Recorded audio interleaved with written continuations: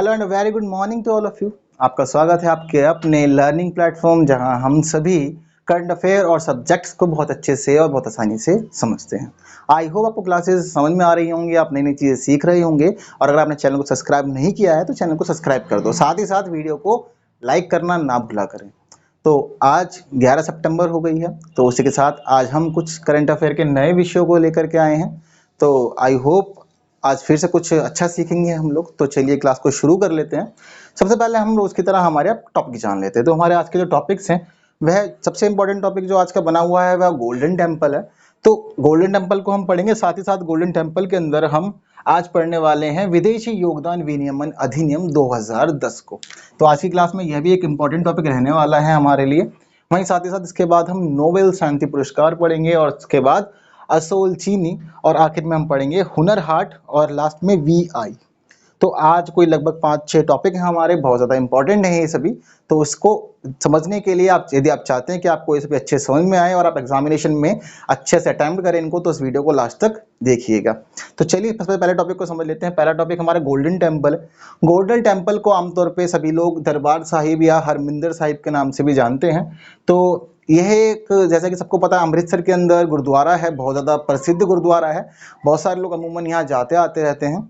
यह सबसे ज़्यादा जो फेमस है वह अपने जो इसके ऊपर गोल्ड की जो बनावट है, यानी कि इसके निर्माण में सोने का प्रयोग किया गया है, तो उसके लिए भी ये बहुत ज़्यादा प्रसिद्ध है।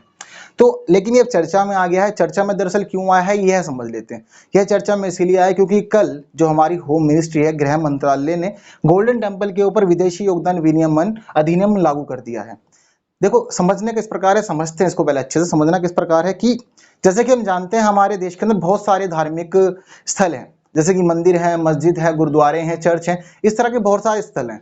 तो लेकिन कभी भी क्या होता है, कोई भी धार्मिक स्थल कभी चलाना किसी एक व्यक्ति के बस की नहीं होता है। ऐसा नहीं है कि कोई एक व्यक्ति अपनी जिंदगी भर कमाता रहे, उसमें ही खर्च करता रहे। तो यह जो धार्मिक स्थल होते हैं, यह धार्मिक स्थल हमेशा ही कॉन्ट्रीब्यूशन से चलते हैं, यानी कि लोग वहाँ पे विजिट करने आते हैं, दर्शन के लिए जाते हैं, और वह सभी लोग अपनी अपनी श्रद्धा के अनुसार, अपनी कैपेसिटी के अनुसार वहाँ पे डोनेट करते हैं। तो सभी संस्थाएं क्या होती है, डोनेशन से चलती हैं, और जो वहाँ डोनेट होता है उसको फिर आने वाले समय में उसके निर्माण के लिए या अन्य चीज़ों में, जैसे कि हिंदुओं में भंडारा चलता है, ठीक है, और गुरुद्वारों में तो बहुत ज़्यादा प्रसिद्ध है, लंगर हमेशा चलते रहते हैं, बहुत ज़्यादा जो गुरुद्वारे हैं वो इस चीज़ के लिए फेमस है। तो सभी संस्थाएं कुछ इस प्रकार से, सभी मंदिर वगैरह धार्मिक स्थल इस तरह से चलती हैं। तो अब सभी के अंदर ऐसा होता है। हम अमूमन यह भी देखते हैं कि जैसे कि हम लोग हैं, हम लोग तो नागरिक हैं, हम यही रहते हैं, तो हम यहीं से विजिट करने आते हैं, तो हम डोनेट करते हैं चीज़ों को। लेकिन अब एक चीज़ और देखने में आ रही है कि बहुत सारे लोग विदेशों से भी अलग अलग धार्मिक स्थलों के अंदर चीज़ों को डोनेट कर रहे हैं। शिरडी के साईं बाबा भी बहुत ज़्यादा फेमस रहते हैं डोनेशन के लिए, क्योंकि उनको भी देश विदेश से बहुत सारा डोनेशन मिलता रहता है। तो वही चीज़ अब गोल्डन टेम्पल के मामले में भी आ गई है। दरअसल गोल्डन टेम्पल को डोनेशन विदेशों से भी मिलने की बातचीत बहुत टाइम से चल रही है, लेकिन गोल्डन टेम्पल विदेशों से डोनेशन नहीं ले सकता। क्यों नहीं ले सकता? क्योंकि गोल्डन टेम्पल जो है वह विदेशी योगदान विनियम अधिनियम के अंदर अभी तक रजिस्टर्ड नहीं था। तो कल गृह मंत्रालय ने इसके जो प्रस्ताव था उसको पास कर दिया है, मंजूरी दे दी है, और अब जो गोल्डन टेम्पल है वो इस अधिनियम के अंदर रजिस्टर्ड हो जाएगा। तो गोल्डन टेम्पल जब इस अधिनियम के अंदर रजिस्टर्ड हो जाएगा तो वह ना केवल विदेशी लोगों से, स्वदेशी लोगों से, वो साथ साथ विदेशी लोगों से भी डोनेशन ले सकता है, यानी कि विदेश से भी डोनेशन बहुत ज़्यादा अब वहाँ पे आने लगा करेगा। तो यह नया प्रावधान कर दिया है जो समझना हमारे लिए बहुत ज़्यादा इंपॉर्टेंट बन गया है। तो गोल्डन टेम्पल के परिप्रेक्ष्य में पढ़ रहे हैं हम, साथ ही साथ क्या पढ़ रहे हैं, विदेशी योगदान विनियमन अधिनियम, यह गृह मंत्रालय के तहत आता है। तो अब इसको पूरी तरह से गोल्डन टेम्पल पे लागू कर दिया गया है। साथ ही साथ अब तक की अगर व्यवस्था देखें तो वर्तमान में जो गोल्डन टेम्पल है वो कौन चला रहा है? गोल्डन टेम्पल को श्रोमणी गुरुद्वारा प्रबंधन समिति के द्वारा चलाया जाता है, यानी कि यहाँ की जो भी जितनी व्यवस्थाएं होती हैं, जितनी भी चीजें हैं, वह सभी चीजें कौन देखता है? श्रोमणी गुरुद्वारा प्रबंधन समिति देखती है। यह समिति कौन चलाता है? दरअसल यह समिति पूरी की पूरी शिरोमणि अकाली दल के द्वारा चलाई जाती है। अब शिरोमणि अकाली दल जो है वह भाजपा के पुराने सहयोगियों में से एक सहयोगी है। तो श्रोमणी गुरुद्वारा प्रबंधन कमेटी जो श्रोमणी अकाली दल की है, उसके द्वारा ये पूरा पूरा गुरुद्वारा चलाया जाता है। यह बात सारी इसके करंट अफेयर की, जिसकी वजह से भी चर्चा में आ गया है। आई होप आपको ये पॉइंट अब क्लियर हो गया होगा। इसके साथ साथ हम पहले यह समझ लेते हैं कि जो FCRA है, यानी कि फॉरेन कंट्रीब्यूशन रेगुलेशन एक्ट 2010 जो है, यह क्या होता है, इसके तहत क्या होता है?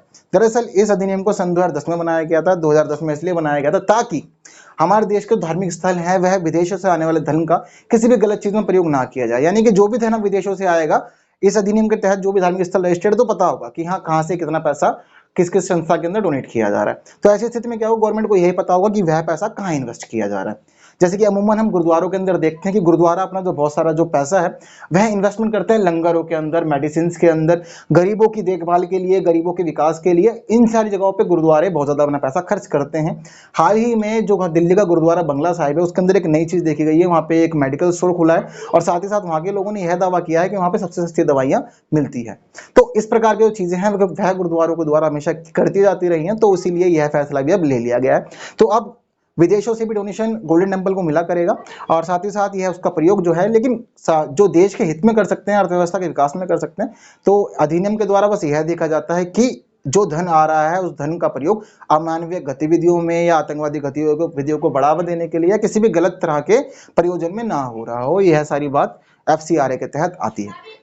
अगर हम थोड़ा बहुत गोल्डन टेम्पल के इतिहास को समझें तो जो गोल्डन टेम्पल है, जैसा कि हम जानते हैं कि ये सब तरफ से सरोवर से घिरा हुआ है, सिर्फ एक रास्ता है जो टेम्पल तक जाता है, यह बिल्कुल बीच में बना हुआ है और सबसे ज्यादा फेमस जो है अपने गोल्ड की वजह से।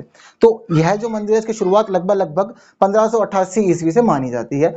इस मंदिर का जो नक्शा था, यह नक्शा गुरु अर्जुन देव जी के द्वारा तैयार किया गया था और उसी नक्शे के अनुसार ये पूरा का पूरा जो गुरुद्वारा है वह बनाया गया था।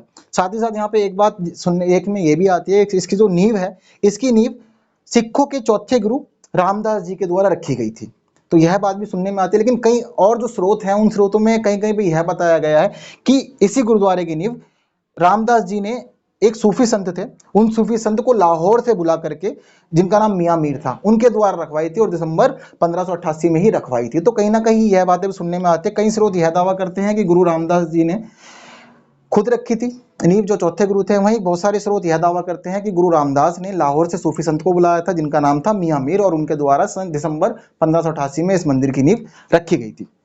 वहीं साथ ही साथ इसके इतिहास में बहुत सारी चीज यह भी देखी जाती है कि अमूमन यह मंदिर हमेशा से ही जो हमारे देश में आते थे हमलावर, उनके लिए एक केंद्र रहा है, उसको हमेशा आकर्षित करता रहा। तो समय समय पर बहुत सारे जो हमलावर आए, जैसे कि अफगान आए, तो इन्होंने बार बार इस मंदिरों को ध्वस्त किया। लेकिन इस मंदिर की ख्याति इतनी ज्यादा थी, सिखों का विश्वास बहुत ज्यादा था इस मंदिर के साथ, तो इसलिए जब जब यह मंदिर टूटा है तब तब इस मंदिर को दोबारा बनाया गया है।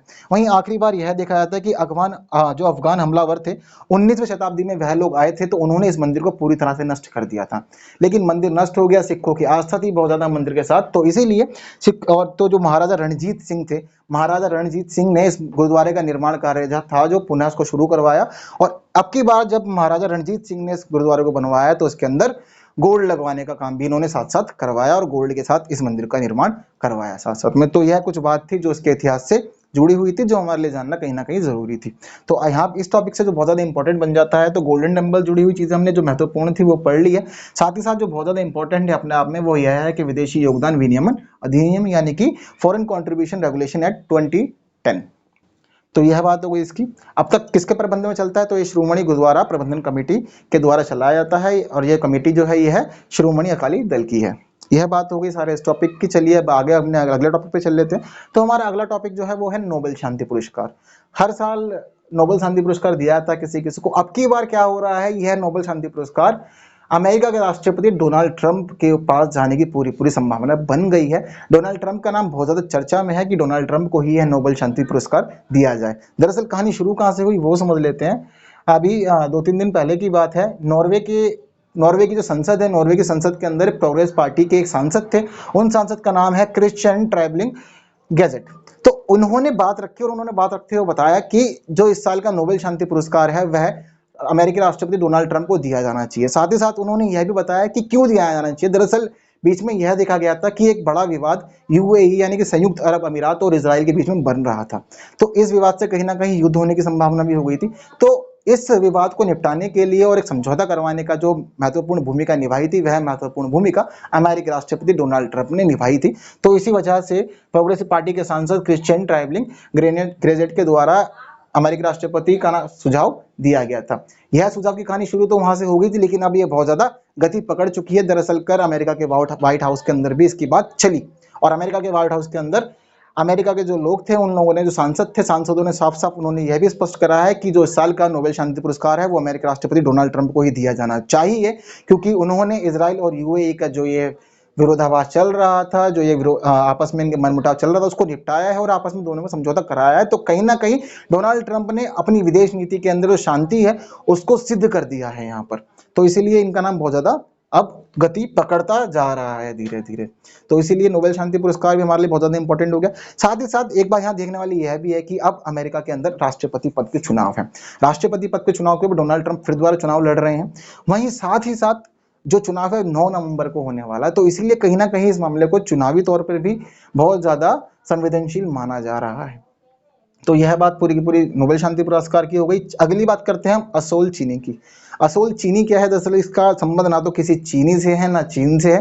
ठीक है, जो असोल चीनी इसका मतलब होता है असली चीनी। इसका जो वास्तव में मतलब रखा गया है वह मतलब रखा गया है असली चीनी से। तो चीनी चीनी तो है, लेकिन चीनी की बात यहाँ नहीं हो रही है। बात किस चीज की हो रही है हम यह समझते हैं। दरअसल हाल ही में बांग्लादेश के द्वारा इस चीज की शुरुआत की गई है। बांग्लादेश ने असोल चीनी की शुरुआत की है। यह किस लिए की गई है? ताकि जो गलत और नकली अफवाहें होती हैं, उनकी सूचनाएं होती है, उनके विकास को रोका जा सके। दरअसल हम देखते हैं कि आजकल क्या है, पूरी दुनिया डिजिटल होती जा रही है। तो डिजिटलाइजेशन बहुत ज्यादा बढ़ रहा है। तो डिजिटलाइजेशन होने की वजह से क्या होता है, कोई भी खबर होती है, पॉजिटिव तो खैर देर लगाते हैं, लेकिन जो नेगेटिव चीजें होती है वो बहुत ज्यादा तेजी से फैलती हैं पूरे सोशल मीडिया पर और सब तक पहुंच जाती है। तो ऐसी स्थिति में बांग्लादेश के द्वारा यह कदम उठाया गया है कि इस तरह की जो भी नकली खबरें हों, सूचनाएं हो और जो अफवाहें हो, यह गति ना पकड़े सोशल मीडिया पे, ना ही ये फैलें। तो उसी के लिए बांग्लादेश ने एक प्लेटफॉर्म तैयार किया है। प्लेटफॉर्म का नाम है darbar21.org। इस प्लेटफॉर्म को तैयार करने के बाद अब यह जो प्लेटफॉर्म है यह पूरे के पूरे देश में राष्ट्रीय स्तर पर यह नजर रखेगा कि किसी भी तरह की गलत सूचनाएं और अफवाहें ना फैले। तो कहीं ना कहीं इसे भी एक महत्वपूर्ण कदम माना जा रहा है। अगर ये टेक्नोलॉजी विकसित हो जाती है तो कहीं ना कहीं बाकी लोग भी इसको अपनाने की कोशिश करेंगे, क्योंकि सभी देशों के साथ ये बहुत बड़ी परेशानी है कि जो गलत सूचनाएं वो बहुत ज्यादा तेजी से फैल जाती है। अगली बात कर लेते हैं हुनर हाट को लेकर के। हुनर हाट भारत से संबंधित है और बहुत ज्यादा इंपॉर्टेंट बना हुआ है फिलहाल हाल ही में। तो हाल ही में जो अल्पसंख्यक मंत्रालयों के मंत्री हैं मुख्तार अब्बास नकवी, उनके द्वारा हुनर हाट के लिए घोषणा कर दी गई है और 6 महीने के डिले होने के बाद अब हुनर हाट के आयोजन के लिए बात पूरी पूरी रख दी गई है। बात क्या रखी है वो समझते हैं। तो अब हुनर हाट का आयोजन होने वाला है और इसका आयोजन 9 से 18 अक्टूबर को प्रयागराज के अंदर होगा। तो यानी कि 9 से 18 अक्टूबर याद रखना जरूरी है। 9 दूनी 18। साथ ही साथ कहाँ हो रहा है? प्रयागराज के अंदर हो रहा है। दरअसल हर साल ऐसा होता है, हर साल ये वार्षिक कार्यक्रम है। तो हर साल ये भारत के अलग अलग राज्यों के अंदर आयोजित किया जाता है। इसके अंदर जो भारत के जो शिल्प होते हैं उनको भी बढ़ावा दिया जाता है और उनके विकास के लिए यहाँ देखा चीजें की जाती हैं। तो साथ ही साथ हुनर हाट के अंदर एक बाजार जो है वो शिल्पकारों को प्रोवाइड किया जाता है ताकि वह अपनी चीजों को यहाँ पर ला करके बेचे। तो इसीलिए यहाँ पर जो राष्ट्रीय और अंतर्राष्ट्रीय जो लोग हैं वह यहाँ विजिट करते हैं और वो चीज़ों को देखते हैं। तो हुनर हाट के बारे में अल्पसंख्यक मंत्रालय के मंत्री मुख्तार अब्बास नकवी ने बता दिया है और 9 से 18 अक्टूबर को प्रयागराज के अंदर अब हुनर हाट का आयोजन होने वाला है। मुख्यतः ये हस्तशिल्प के चीज़ों को देखा गया है। साथ ही साथ इस बार जो जोर दिया जा रहा है वह भारतीय खिलौनों के ऊपर जोर दिया जा रहा है कि जो भारतीय खिलौने हैं वो बहुत अच्छे से यहाँ पर प्रस्तुत किए जाए और ठीक से वो बिके तथा वह अंतर्राष्ट्रीय स्तर पर अपनी भागीदारी भी सुनिश्चित करें। साथ ही साथ एक देखने वाली बात यह भी है कि इस बार जो हुनर हाट का जो टॉपिक रखा गया यानी जो थीम है वो थीम है लोकल टू ग्लोबल। क्योंकि दरअसल क्या है कि बहुत टाइम से हम देख रहे हैं कि लोकल वोकल को बहुत ज़्यादा बढ़ावा दिया जा रहा है। प्रधानमंत्री ये बढ़ावा देते हैं कि लोकल चीज़ें जो हैं जो स्वदेशी हैं उनका हम बहुत ज़्यादा इस्तेमाल करें। तो इसीलिए इस बार इसकी थीम भी जो रख दी गई है वह लोकल टू ग्लोबल रख दी गई है। ठीक है, साथ ही साथ यहाँ पे एक चीज़ देखने वाली यह भी आई है कि कहीं ना कहीं ये जो हुनर हाट है यह आत्मनिर्भर भारत परियोजना के अंदर बहुत ज़्यादा अपना योगदान देने के योग्य है। क्योंकि जैसा कि हम देखते हैं बहुत समय से प्रधानमंत्री लगातार बात करते हैं आत्मनिर्भरता को लेकर के, तो यह भी आत्मनिर्भरता की दिशा में एक महत्वपूर्ण कदम सरकार के द्वारा माना जा रहा है। और अगर हुनर हाट के इतिहास की बात किया तो अब तक 1 दर्जन से ज़्यादा हुनर हाट का आयोजन भारत के अलग अलग क्षेत्रों में कराया जा चुका है। तो यह बात हो गई हुनर हाट को लेकर के। आखिर में छोटी बात कर लेते हैं वीआई को लेकर के। बहुत ज़्यादा ट्रेंडिंग है और टॉपिक बना हुआ है। तो दरअसल एक पिछले काफ़ी समय से हम सुन रहे थे कि हाँ वोडाफोन और आइडिया ने आपस में कोलैब किया है। तो लेकिन चीज़ें सामने नहीं आ पा रही थी कि उसका परिणाम क्या हुआ, कहाँ तक गतिविधि पीछे पहुंची। तो अब वो चीज़ सब क्लियर हो गई हैं। तो अब वोडाफोन आइडिया का जो कोलैब था वो सक्सेसफुल हो चुका है। तो इन्होंने आपस में संयुक्त रूप से एक कंपनी बना ली है जिसका इन्होंने टैग रखा है वीआई। वी सीधा है और आई उल्टा है इसके अंदर। ठीक है, तो यह कहीं ना कहीं एकीकृत की दिशा में बहुत ज़्यादा महत्वपूर्ण कदम माना जा रहा है। टेक्नोलॉजी आपस में डेवलप हो गई है। तो वोडाफोन और आइडिया ने मिलकर के एक नई अब एकीकृत चीज़ें कर ली हैं। कंपनी एक हो गई है पूरी की पूरी, जिसका इन्होंने टैग दे दिया है वीआई। तो यह सारी बात थी आज की क्लास को लेकर के। सारे बहुत ही ज़्यादा इंपॉर्टेंट टॉपिक थे और हमारे लिए समझना ज़रूरी थे। तो आज की इस क्लास के अंदर हमने गोल्डन टेम्पल, विदेशी योगदान विनियमन अधिनियम 2010, गोल्डन टेम्पल का थोड़ा सा इतिहास, नोबेल शांति पुरस्कार, असोल चीन और हुनर हाट, साथ में VI, इन सभी महत्वपूर्ण विषयों को हमने बहुत अच्छे से समझा है। आई होप आपको यह सभी क्लियर हो गए होंगे और आने वाली परीक्षाओं में यह बहुत मदद करेंगे। तो वीडियो को लाइक कीजिए, चैनल को सब्सक्राइब कीजिए, साथ ही साथ बाकी लोगों तक इस वीडियो को शेयर कीजिए ताकि वह लोग भी यह सभी जानकारियां ले सकें। आप अकेले अकेले क्यों सीखें, औरों को भी सीखने का मौका दीजिए ना। तो इन द लास्ट हमारे चैनल पर बने रहिए और वीडियो के अगर आप नोटिफिकेशन नहीं दबाई है तो आप हमारे बेल आइकन को जरूर दबाइए सब्सक्राइब करने के बाद, ताकि आपको नोटिफिकेशन मिलती रहे, आपको वीडियो आने का पता चलता रहे। And thank you so much for watching this video.